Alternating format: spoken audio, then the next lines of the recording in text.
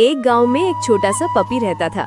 लोग उसे देखकर हंसते, पर पपी चुपचाप अपनी मुश्किलें सह लेता था। वह रोज सुबह सबकी मदद करता, कभी छोटी लकड़ी उठाता, कभी सामान ढकेलता, और आज वो सीमेंट का बोझ उठाकर काम कर रहा था। थकान से उसके छोटे हाथ कांप रहे थे और भूख भी जोर की लगी थी। तभी एक बूढ़ी अम्मा ने उससे रोटी दी और बोली, बेटा, तेरा दिल सबसे बड़ा है। रोटी देख के पपी के आंख में आंसू भर आया और रोटी खाकर सभी से लाइक और सब्सक्राइब मांगने लगा।